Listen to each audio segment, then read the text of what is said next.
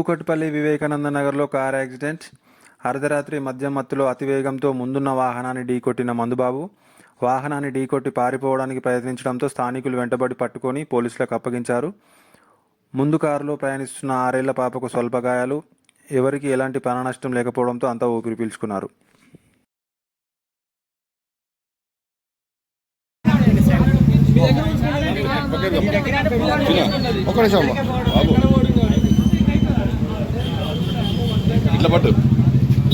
ఎట్లయిందమ్మా? ఎట్లా జరిగింది?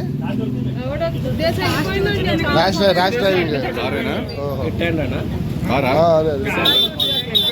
ఈ రూట్లో పోయిందా?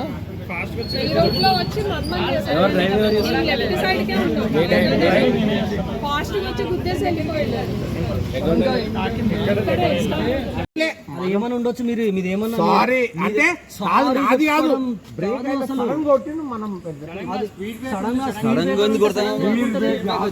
పక్కనే ఉన్నాను. అంకుల్ ఒకటి ఇక్కడ పక్కనే ఉన్న పర్సన్ ఉన్నాడా? మంది ఎవరో ముందు టైంలో పెట్టుపడతాం కానీ సార్ ఫస్ట్